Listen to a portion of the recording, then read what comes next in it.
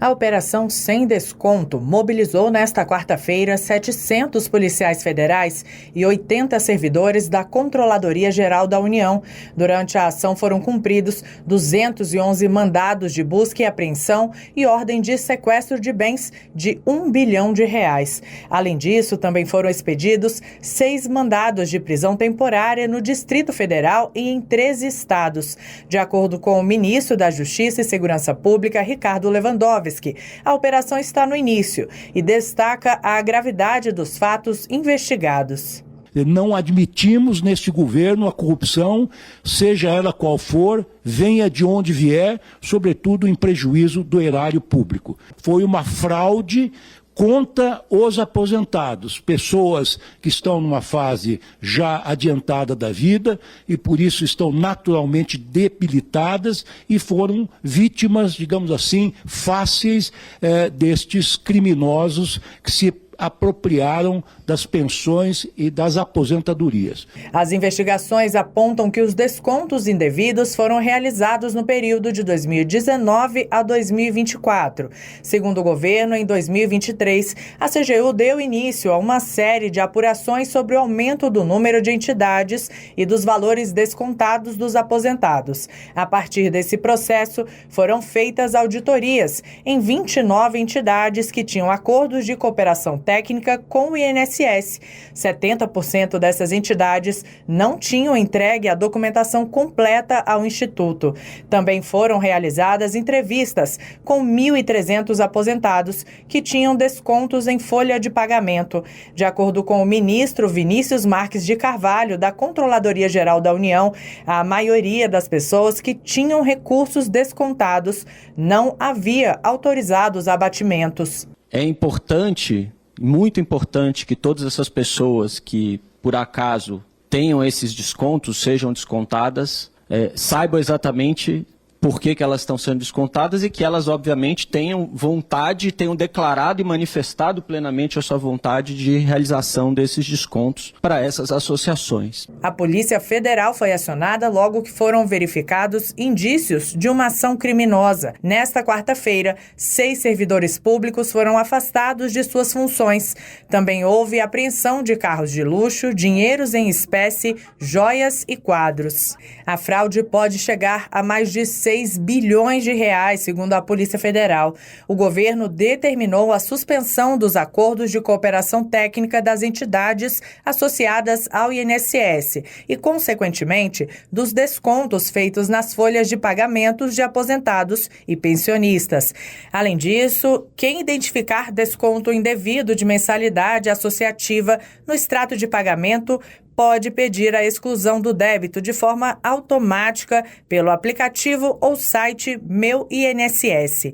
Reportagem Gabriela Noronha. O novo exame pretende estabelecer um instrumento único de avaliação da formação médica, apoiando a melhoria dos cursos em todo o Brasil. Além disso, seus resultados poderão ser utilizados para o acesso a programas de residência médica. A medida vai contribuir para a democratização do acesso à especialização, de acordo com Arthur Quioro, presidente da EBSER, Empresa Brasileira de Serviços Hospitalares. Ele segue exatamente a mesma trilha exitosa do Enem, do SISU, onde o candidato recebe a nota da especialidade escolhida e vai utilizá-la para fazer a opção em cima das ofertas que foram feitas, garantindo às pessoas com deficiência, a população negra, a população quilombola, a população indígena, a possibilidade de acesso também às vagas de residência. Em 2023, a média nacional dos estudantes de medicina no ENAD, Exame Nacional de Desempenho dos Estudantes, foi de 65 pontos, em uma escala que vai de 0 a 100, e apenas 6 entre as cerca de 300 escolas médicas atingiram a nota máxima no conceito preliminar de curso, um dos principais indicadores de qualidade do ensino superior realizado pelo Ministério da Educação. Para o ministro da Saúde, Alexandre Padilha, o novo exame vai contribuir para mudar a qualidade do ensino de medicina no país. Está trazendo aqui para o Brasil aquilo que de melhor o mundo está fazendo e casando com a residência, que é o padrão ouro dessa formação. Eu acho que isso vai nos permitir saber ainda mais o que é isso que não está bem na formação médica. Serão 100 questões elaboradas de acordo com as diretrizes curriculares nacionais dos cursos de medicina.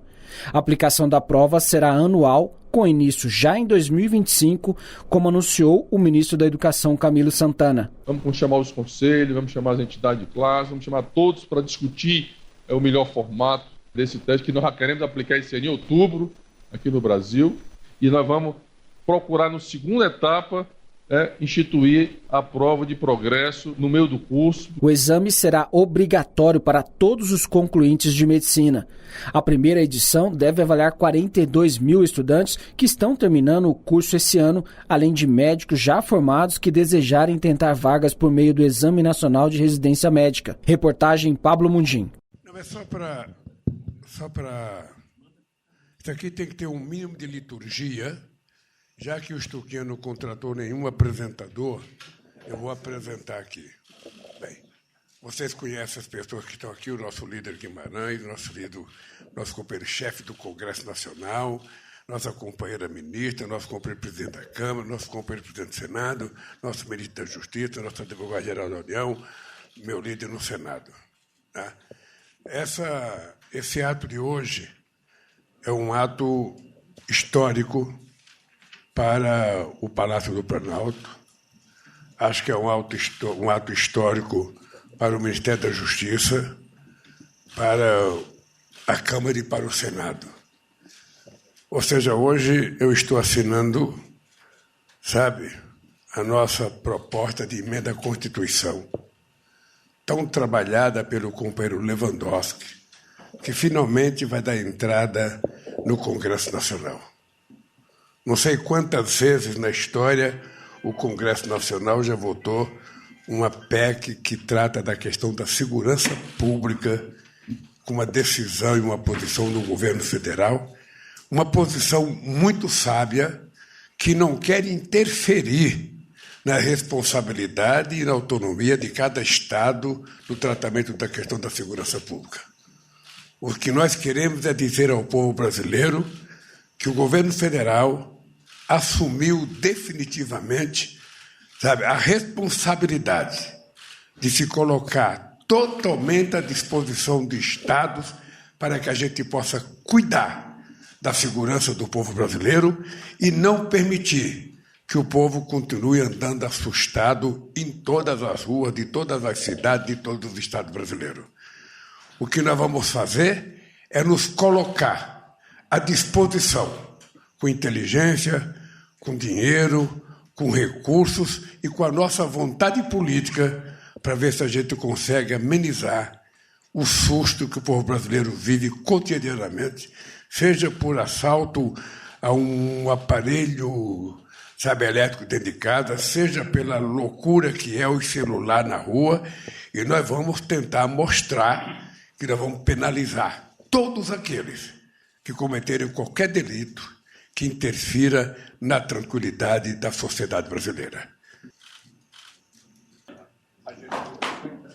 Eu espero que agora, nós tenhamos noção de que nós temos uma tarefa de fazer agora com que esse projeto magnífico, trabalhado, possa ser debatido na Câmara e no Senado e possa ser votado o mais rápido possível. A verdade é que nós temos pressa de oferecer ao povo brasileiro um sistema de segurança adequado à exigência que a sociedade brasileira exige de nós. Porque hoje, quando a gente fala de enfrentar o crime organizado, eu lembro que no Brasil teve um bandido muito famoso, não sei se era chamado Meneghel, lá em São Paulo, Meneghelli, que a coisa mais grave que ele fazia era pular o muro, roubar uma casa e não machucava ninguém, ou seja, agora não. Agora o crime é organizado, é transnacional, é internacional, ele está envolvido no futebol, está envolvido no poder judiciário, está envolvido na política, está envolvido nos empresários, está envolvido no mundo artístico, está envolvido em tudo quanto é a área da sociedade brasileira.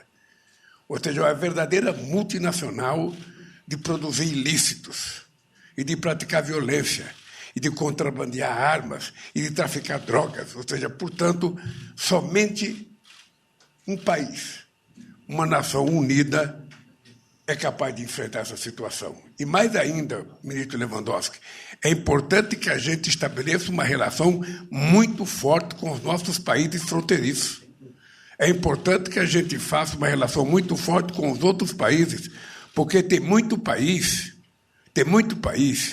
que passa sempre a ideia de que o problema da droga é nos países pobres, é nos países periféricos, quando seria muito mais fácil, ao invés de ficar acusando os países periféricos, cuidar dos viciados dentro dos seus próprios países. Seria muito mais fácil cuidar dos contrabandistas de armas que fabricam armas nos seus países, não são nos nossos países. Então é importante que a gente crie na sociedade a imagem da seriedade no combate ao crime, no combate à droga, no combate ao tráfico de armas, no combate a qualquer coisa. Porque, senão, a gente não vai construir uma sociedade dos nossos sonhos de pessoas, sabe, fraternas, de pessoas democráticas, de pessoas carinhosas, de pessoas que têm como muito jeito de baixar a cabeça, como disse o Papa, para baixar a mão, para estender a mão para uma pessoa. Portanto, meus parabéns a todos vocês. Obrigado ao Columbo, obrigado, companheiro Hugo. E boa sorte. E que a imprensa faça o seu papel. Que a imprensa cumpra com o seu papel democrático de fiscalizar a votação para que a gente aprove o mais rápido possível. Um abraço, gente.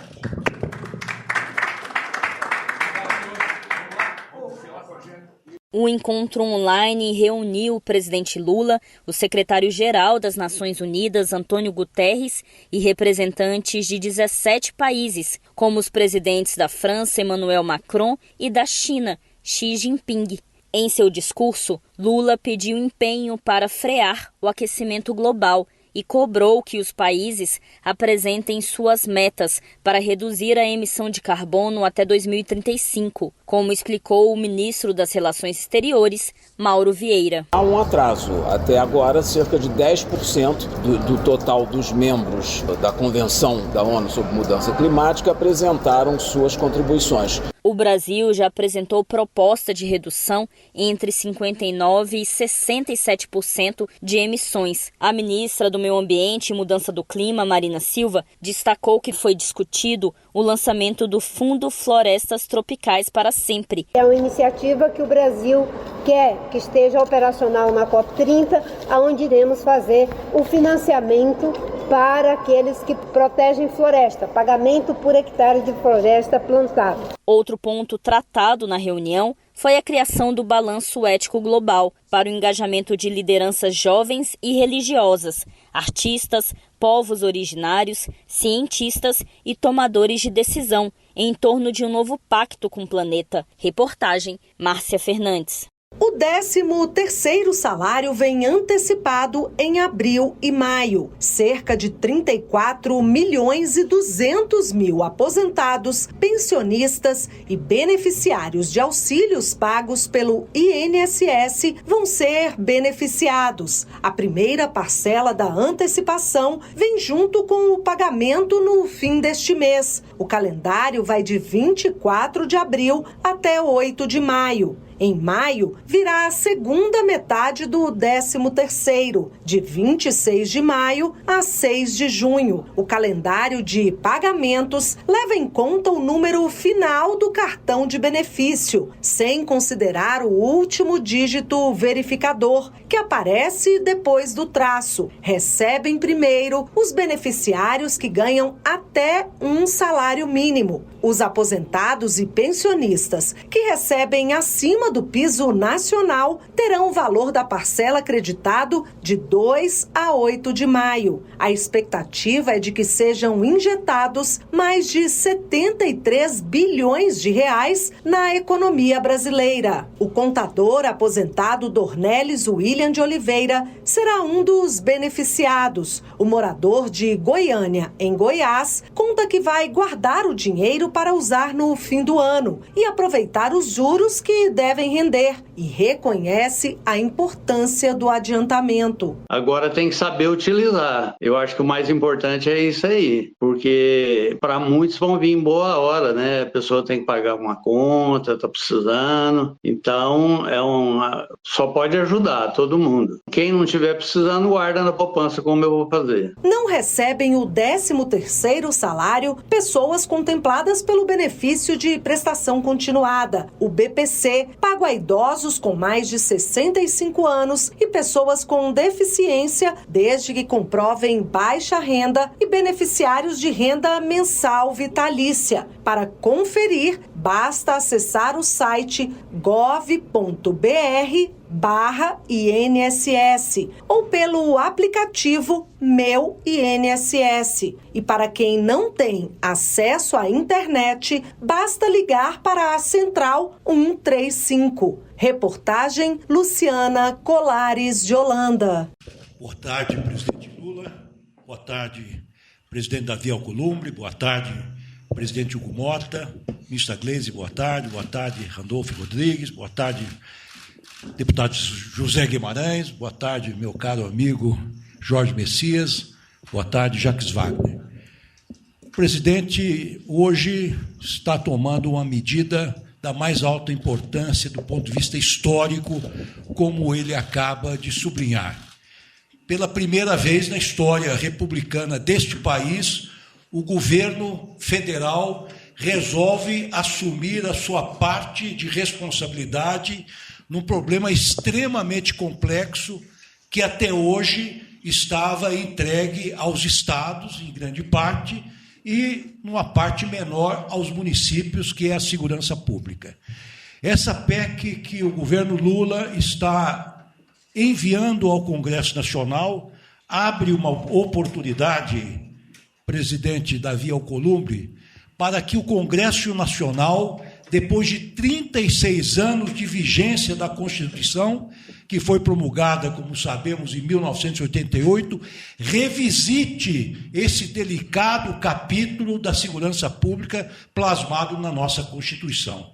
É o momento de refletirmos sobre essa questão extremamente aguda que preocupa o homem e a mulher comum e que aflige a todos nós. É porque hoje o crime deixou de ser local, é um crime que se transformou em nacional e até transnacional. Então é um momento em que os entes federados, os estados, o Distrito Federal e também os municípios dialoguem entre si e, mais do que isso, dialoguem com o governo federal, que está disposto a assumir a sua parte de responsabilidade, colocar dinheiro para resolver este problema. Então, fundamentalmente, o que se pretende é que o governo federal possa estabelecer diretrizes gerais, tanto na questão da segurança pública, quanto na questão do sistema penitenciário, que foi considerado pelo Supremo Tribunal Federal em um estado inconstitucional de coisas, diretrizes estas e um plano nacional que será debatido por um Conselho Nacional de Segurança Pública, integrada pelos entes federados e também por representantes da sociedade civil. Portanto, serão diretrizes que não serão tiradas, presidente, do bolso do colete, mas que serão amplamente debatidos com todos os interessados e também, especialmente, com a nossa sociedade. Então, esta é a principal ideia. Nós queremos um SUS, que é o Sistema Único de Segurança da Saúde, é um sistema que deu certo, é um sistema que é um paradigma para todo mundo. Nós queremos criar um SUS da segurança pública, um Sistema Único de Segurança Pública que tenha lugar na Constituição, onde todos os membros desta associação federativa conversem entre si para combater a criminalidade e combater, sobretudo, o crime organizado. Então, esta é a principal ideia, é o diálogo interfederativo e verbas próprias para que esse sistema único seja adequadamente irrigado. Há duas outras ideias importantes, senhor presidente, dentro desta visão que temos da participação social da questão da segurança pública, é a criação na própria Constituição de corregedorias e ouvidorias autônomas em todas as polícias, sejam elas as polícias federais, as polícias estaduais e as guardas municipais, que agora, por decisão do Supremo Tribunal Federal, terão o poder de polícia também no que diz respeito à polícia ostensiva e à polícia comunitária no ambiente urbano. Então, nós estamos fundamentalmente defendendo esta ideia da PEC, dessa integração dos entes federados. Nós estamos criando constitucionalmente, como um direito do cidadão, essas corregedorias autônomas e ouvidorias autônomas, e também estamos aumentando um pouco a atribuição da Polícia Federal, na verdade, reforçando aquilo que ela já faz na defesa do meio ambiente, no combate ao crime organizado e às milícias privadas. A ideia também, senhor presidente, que a Polícia Rodoviária amplie as suas funções, ela dê vazão à sua vocação viária, para que possa, além de trabalhar nas rodovias, também em outros dois modais importantes, que são as hidrovias e as ferrovias. Porque, crescentemente, o progresso do Brasil, o progresso econômico do Brasil, está passando também pelas rodovias e ferrovias, e nós precisamos ter um patrulhamento adequado destas áreas, porque onde passam as mercadorias, passam armas, passam drogas e passam outros produtos ilícitos. Essa polícia viária, senhor presidente, tal como está fazendo hoje, ela poderá, com autorização do ministro, auxiliar nos desastres naturais, nas calamidades públicas, poderá acorrer em defesa dos estados quando requerido pelos governadores e também poderá proteger, quando necessário, bens, instalações e serviços federais. E uma última coisa muito importante, senhor presidente, dignos participantes aqui desta mesa, depois da decisão do Supremo Tribunal Federal, que considerou que as guardas municipais, e de certa maneira atendendo ao anseio da população, possam fazer o policiamento urbano, nós estamos propondo ao Congresso Nacional, senhor presidente, que as guardas municipais, com essa característica, passem a fazer parte dos órgãos de segurança que estão listados no artigo 144 da Constituição. Então, senhor presidente, senhores ministros, senhores parlamentares, é uma proposta singela na sua concepção, é uma proposta que foi discutida por decisão do senhor presidente com todos os governadores, com o secretário de segurança, por diversas vezes. Só com os governadores tivemos 6 reuniões. 6 reuniões, algumas setoriais, outras foram reuniões gerais, inclusive uma aqui no Palácio, capitaneada pelo próprio presidente da República. Creio que chegamos a um texto de consenso. E para que não haja nenhuma dúvida, como disse o senhor presidente da República, de que nós pretendemos ingerir na autonomia dos estados e dos municípios, nós estabelecemos, por um dispositivo constitucional, a garantia de que eles terão plena autonomia para administrar as suas polícias civis, as suas polícias militares, os seus corpos de bombeiros e os prefeitos, as suas guardas municipais. Portanto, senhor presidente, eu acho que nós temos um texto redondo, um texto consensual, e eu tenho certeza que o Congresso Nacional, que representa o povo brasileiro, na sua sabedoria, saberá aprimorar esse texto. Muito obrigado. A integração comercial entre Brasil e Chile, 2 dos principais motores econômicos da América do Sul, deu um novo passo nessa terça-feira, dia 22, em Brasília. O Fórum Empresarial Brasil-Chile reuniu autoridades dos 2 países e líderes empresariais com um objetivo claro: destravar o imenso potencial comercial da região, encurtando distâncias e reduzindo custos com a criação das Rotas de Integração Sul-Americana, projeto prioritário para o governo brasileiro. 3 rotas do projeto de integração ganharam destaque especial no primeiro dia de evento, por ligarem diretamente o território brasileiro ao Chile. São elas: a Rota 3, Quadrante Rondon, conectando Acre, Rondônia e Mato Grosso, ao porto chileno de Arica. A Rota 4, Bioceânica, de Capricórnio, que atravessa Mato Grosso do Sul, Paraná e Santa Catarina, até chegar aos portos chilenos de Iquique, Mejillones e Antofagasta. E a Rota 5, Bioceânica do Sul, recentemente redesenhada, que agora alcança os estratégicos portos de San Antônio e Valparaíso. Da agência Rádio Gov em Brasília, Vladimir Filipim. O Ministério das Mulheres vai liderar a reunião ministerial de mulheres do BRICS, que acontece no Palácio Itamaraty, em Brasília, nesta quinta-feira, dia 24. O encontro será uma oportunidade para os países do Sul Global debaterem estratégias que coloquem a agenda de igualdade de gênero no centro dos debates sobre desenvolvimento econômico e inovação sustentável. A ministra das Mulheres, Cida Gonçalves, coordenará o encontro, que contará com 3 mesas de debates: mulheres, desenvolvimento e empreendedorismo, governança digital, misoginia e desinformação e empoderamento das mulheres, ação climática e desenvolvimento sustentável. A reunião também contará com a participação de representantes da sociedade civil. O Brasil preside o BRICS em 2025 e adotou o tema fortalecendo a cooperação do Sul Global para uma governança mais inclusiva e sustentável.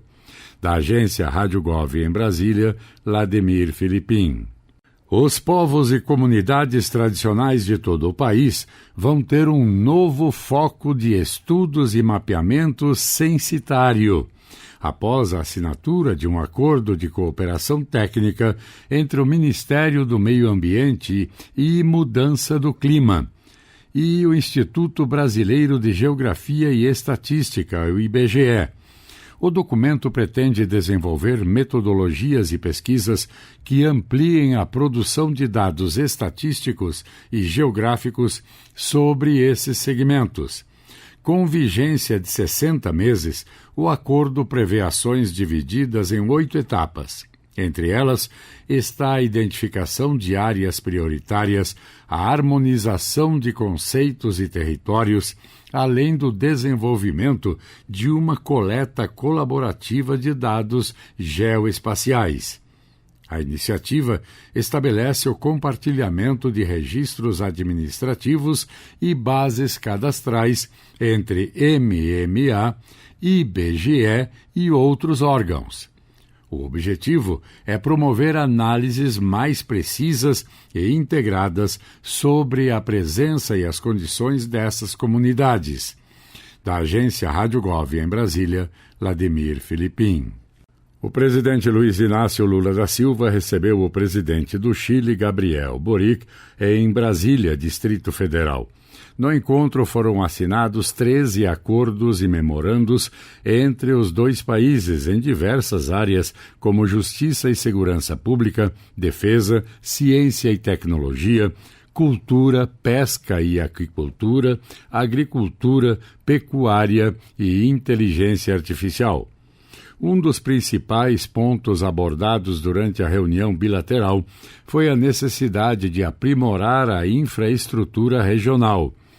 Entre os projetos está a Rota Bioceânica de Capricórnio, que liga os portos brasileiros nos estados de São Paulo, Paraná e Santa Catarina aos portos de Iquique, Mejillones e Antofagasta, no Chile. A previsão é que a infraestrutura seja concluída até o fim de 2026. De janeiro a março de 2025, o intercâmbio comercial entre os países foi de cerca de 2 bilhões e 700 milhões de dólares. No período, o Brasil atingiu um superávit de 350 milhões de dólares. Da agência Rádio Gov em Brasília, Vladimir Filipim. O Brasil viveu em 2024 a maior redução da desigualdade social registrada nos últimos anos. A renda dos mais pobres cresceu 10,7% naquele ano. O dado é resultado de um estudo assinado pela FGV Social, que usou informações da Pesquisa Nacional por Amostra de Domicílios Contínua. O ministro do Desenvolvimento e Assistência Social, Família e Combate à Fome, Wellington Dias, conta que a diminuição da desigualdade social é um dos objetivos de sua gestão. O estudo da Fundação Getúlio Vargas, estudo voltado para o social, ele revela algo que, claro, na condição de ministro, conhecendo o coração e as prioridades do presidente Lula e seu governo, era uma meta a ser alcançada. A minha missão é tirar o Brasil de novo do mapa da fome, mas também superar a pobreza, fazer com que a gente tenha a redução da pobreza e garantir mais dignidade para as pessoas. Ainda segundo a FGV, o ritmo de crescimento da renda no Brasil foi 50% maior do que o verificado entre os 10% mais ricos. O Nordeste se destacou com o maior crescimento da renda do trabalho no Brasil. A região teve aumento de 13% em 2024. Isso é quase o dobro da média nacional de 7,1%. 8 estados nordestinos estão na lista dos 10 primeiros do país em crescimento. Entre os motivos que levaram o Brasil a reduzir a desigualdade social está o programa Bolsa Família, que foi reestruturado em 2023, priorizando crianças, gestantes e nutrizes. O ministro fala sobre outros instrumentos que levaram ao resultado positivo, como o acesso a políticas de incentivo à capacitação, ao trabalho e ao empreendedorismo. Aqui, o trabalho, desde o primeiro dia, foi focado num buscativo, onde estão as pessoas que estão fora do cadastro. 5,5 milhões de pessoas entraram no cadastro desde que assumimos. Também combatemos aqui fraudes, mas também olhamos para as pessoas não só para dar o Bolsa Família, o BPC, mas também garantir que essas pessoas acessassem programas para a superação da pobreza. A queda no desemprego e o aumento na escolaridade também são apontados pela FGV Social como fundamentais no crescimento da renda entre os mais pobres. Projetos desenvolvidos por estados, municípios, empresas e instituições financeiras que promovem a inclusão produtiva de pessoas inscritas no Cadastro Único vão ser premiados pelo MDS. A cerimônia de entrega do Prêmio Nacional de Inclusão Socioeconômica está agendada para o dia 29 de abril em Brasília. A premiação é dividida em 3 categorias principais: inserção no mercado de trabalho, empreendedorismo e fomento e combate à desigualdade. Reportagem Érica Brás.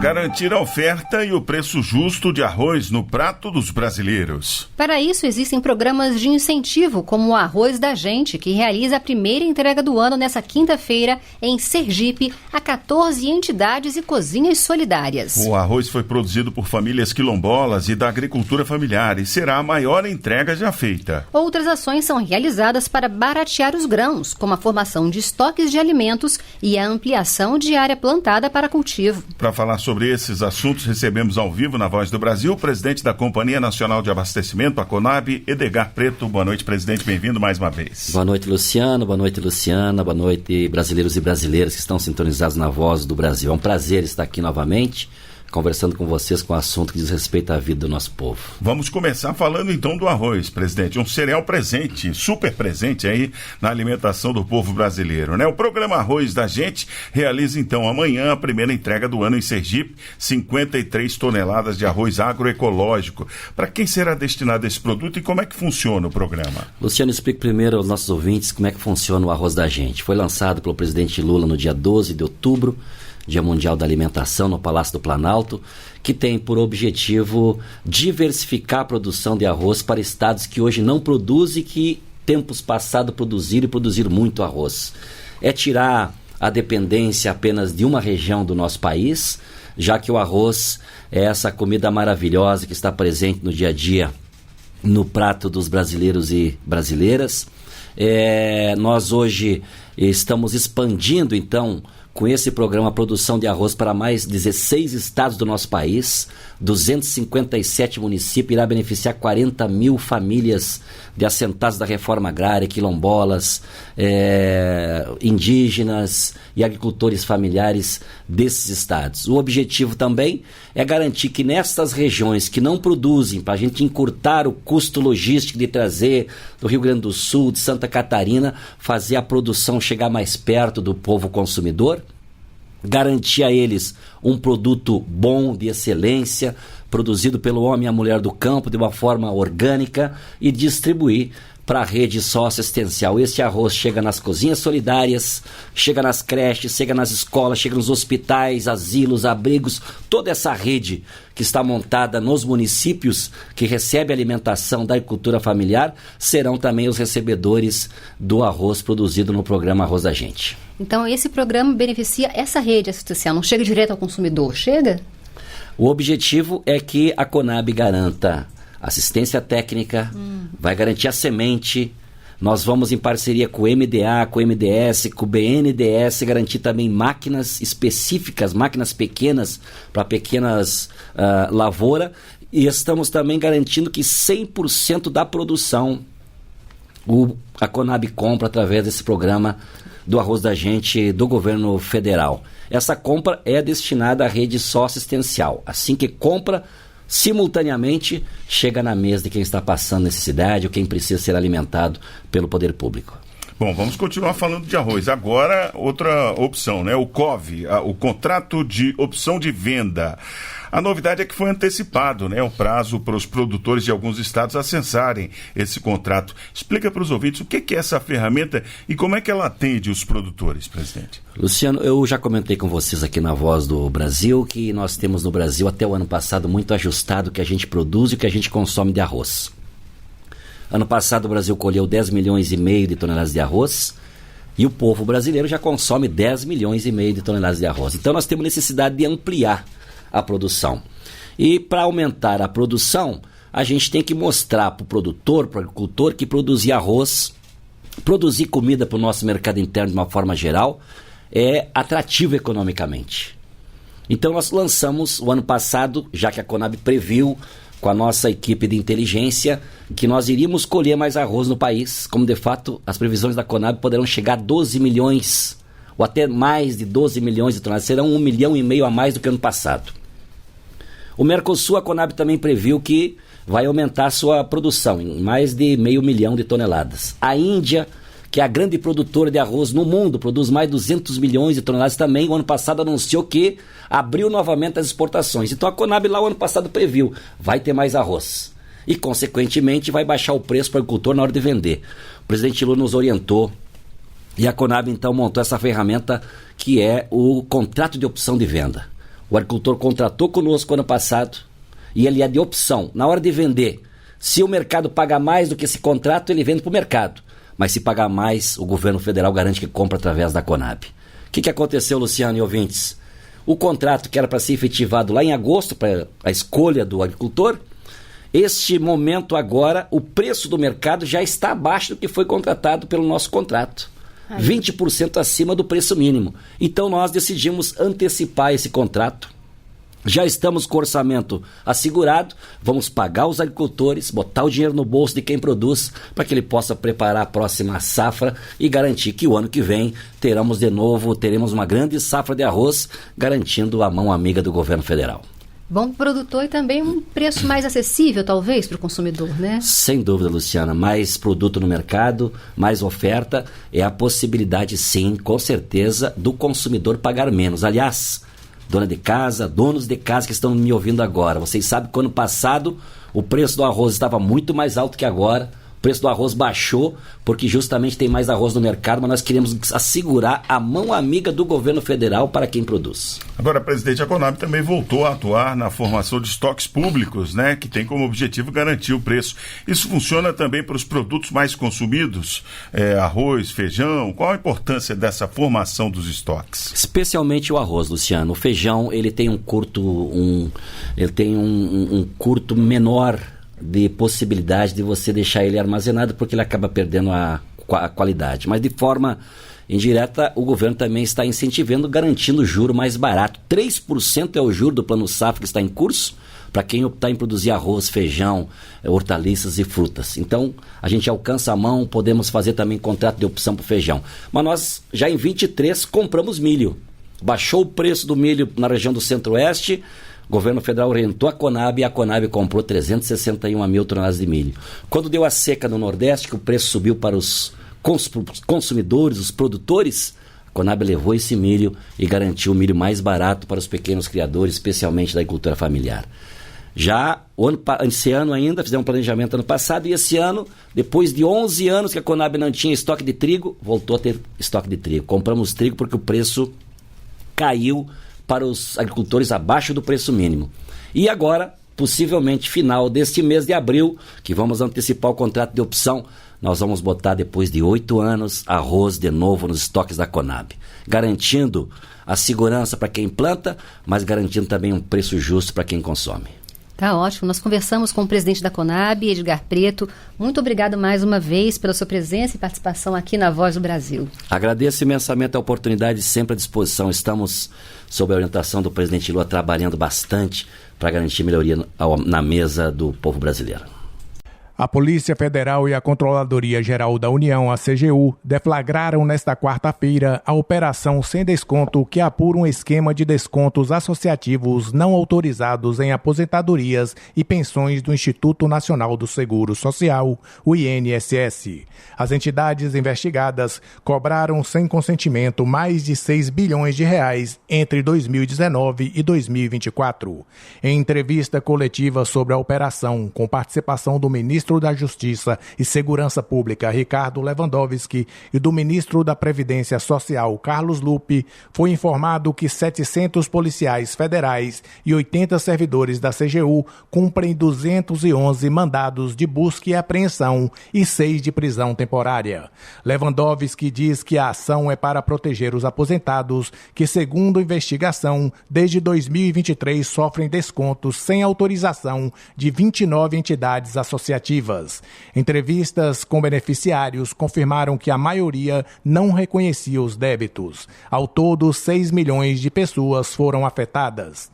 Lupe informou que a Previdência vai manter suspenso todos os descontos em folha feitos pelas entidades associativas desse ramo até que o sistema seja reorganizado e que, a partir desse momento, as apurações seguem para recuperar os valores e punir os responsáveis.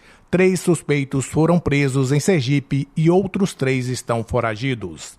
Da agência Rádio Gov em Brasília, Claudimário Carvalho.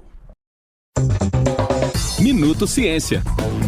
A ministra da Ciência, Tecnologia e Inovação, Luciana Santos, lançou nesta quarta-feira a chamada Apoio a Eventos de Promoção do Empreendedorismo e da Inovação no Brasil, edital do MCTI e do Conselho Nacional de Desenvolvimento Científico e Tecnológico. O lançamento ocorreu em Brasília e contou com a participação da diretora de Cooperação Institucional, Internacional e Inovação do CNPq, Dalila Andrade Oliveira, do secretário de Desenvolvimento Científico e Tecnológico do MCTI, Daniel Almeida, entre outras autoridades. Com investimentos de quase 3 milhões de reais, a iniciativa tem como objetivo realizar eventos nacionais e internacionais para fomentar o empreendedorismo e a inovação no Brasil, como detalhou a ministra Luciana Santos durante o anúncio que teve transmissão online no canal do MCTI no YouTube. Isso comporta o quê? Congressos, conferências, fóruns, seminários, organizados por entidades científicas, tecnológicas ou de inovação.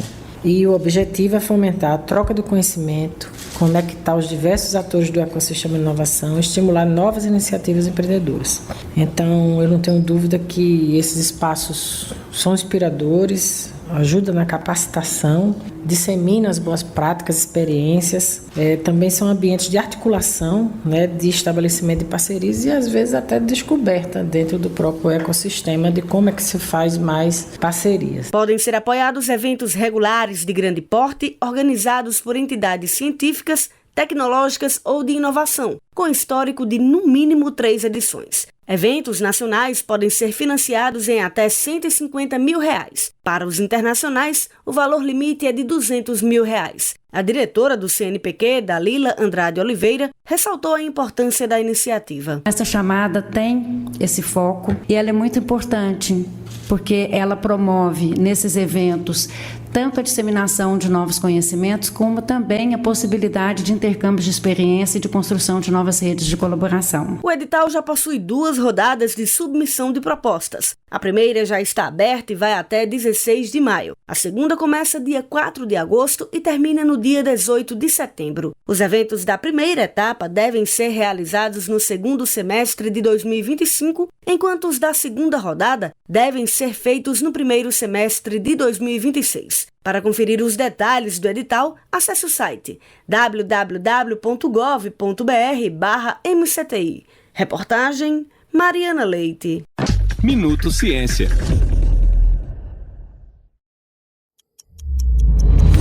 Olá, você está no Conexão Energia, o fio que te conecta ao Ministério de Minas e Energia, trazendo em nossos boletins as principais notícias sobre o cenário energético no Brasil e no mundo.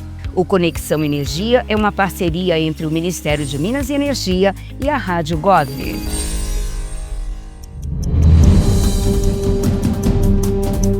Em mais um dia de agenda oficial na China, onde tem consolidado a parceria do Brasil com o país asiático em diversos campos do setor energético, o ministro Alexandre Silveira participou nesta quarta-feira em Xangai do Brazil-China Economic Summit. No encontro voltado para o fortalecimento das relações econômicas bilaterais, o ministro ressaltou o protagonismo do Brasil na agenda da transição energética global.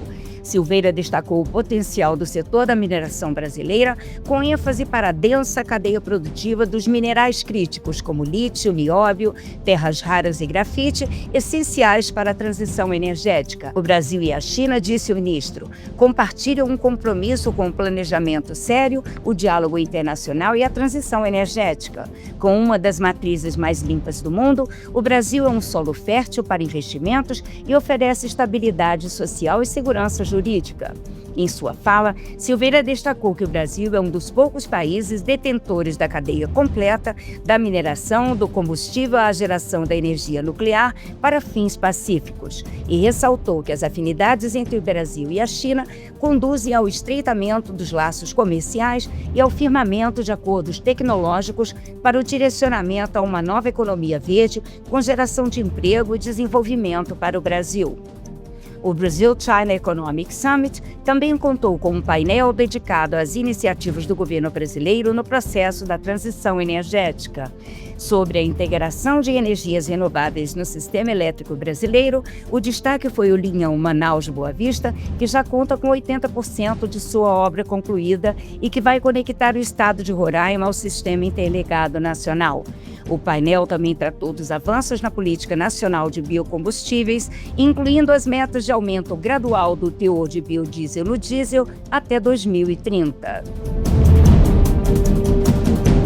O Ministério de Minas e Energia publicou nesta terça-feira o relatório anual dos indicadores para acompanhamento da política de conteúdo local. O documento foi elaborado em parceria com a Agência Nacional do Petróleo, Gás Natural e Biocombustíveis, ANP, e reúne dados atualizados até 2023 sobre os investimentos realizados na indústria nacional de bens e serviços voltados à exploração e produção de petróleo e gás natural. O relatório permite uma avaliação técnica do desempenho da política, reforça o compromisso do governo com a transparência e fortalece a governança pública no setor de petróleo e gás. Para o ministro Alexandre Silveira, a transparência é fundamental para que a sociedade acompanhe a evolução das medidas adotadas pelo governo federal para retomar e ampliar os investimentos em conteúdo local, gerando emprego, renda e desenvolvimento para o país. A publicação representa uma das entregas do programa Potencializa IP, lançado pelo pelo MME para promover a dinamização do setor de exploração e produção no Brasil. Entre os destaques do relatório estão os índices de conteúdo local alcançados por rodada de licitação, ano e modalidade da exploração e desenvolvimento, além do excedente gerado em relação aos compromissos contratuais. Além do monitoramento da política, o MME tem adotado uma série de medidas para o aprimoramento das ações de conteúdo local. Entre outras iniciativas, em 2023, o Conselho Nacional de Política Energética elevou de 18% para 30% o índice mínimo de conteúdo local exigido para a perfuração de poços offshore.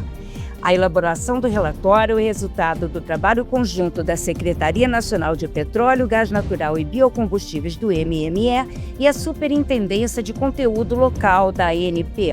O documento já está disponível no site do MME.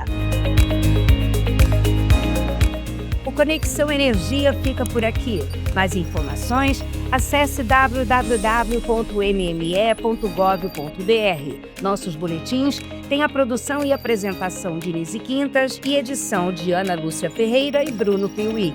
O Conexão Energia é uma parceria do Ministério de Minas e Energia e a Rádio Gov. Lula, hoje de manhã, e o secretário-geral das Nações Unidas, Antônio Guterres, co-presidiram uma reunião virtual de alto nível com cerca de 20 chefes de Estado e governo, uma reunião fechada, para promover uma mobilização política global diante da emergência climática e acelerar uma transição justa, inclusiva e sustentável. O encontro representa o início de um amplo movimento rumo à 30ª Conferência das Partes da Convenção do Clima das Nações Unidas, a COP30. Esta reunião de hoje, realizada 7 meses antes da conferência ser sediada em Belém do Pará,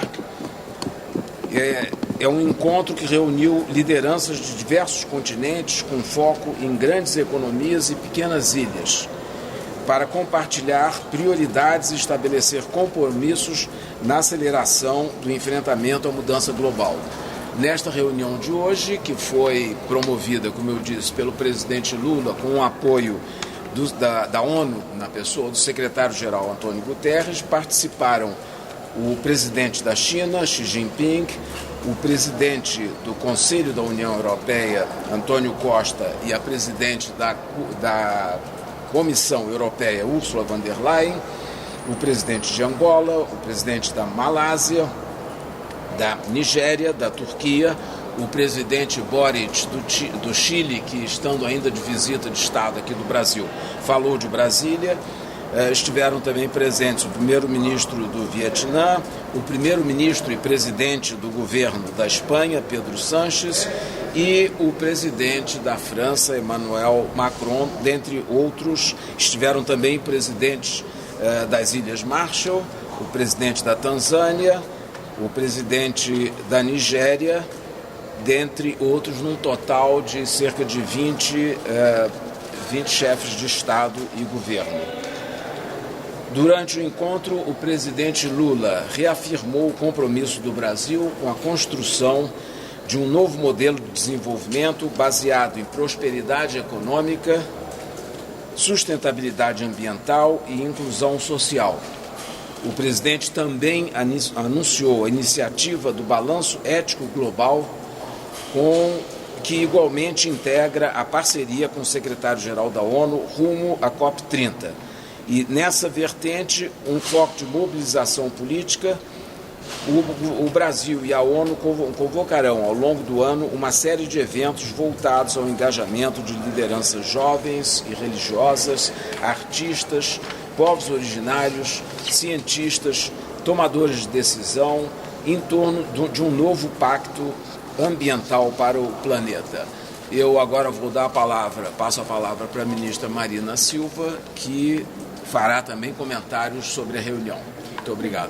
Eu vou falar muito rapidamente, porque eles já estão dizendo ali que eu vou perder meu avião, que estou indo para o Rio de Janeiro, mas, como disse o ministro Mauro, foi uma reunião muito promissora de mobilização global com as lideranças de cada país para que tenhamos NDCs ambiciosas e compromissos climáticos.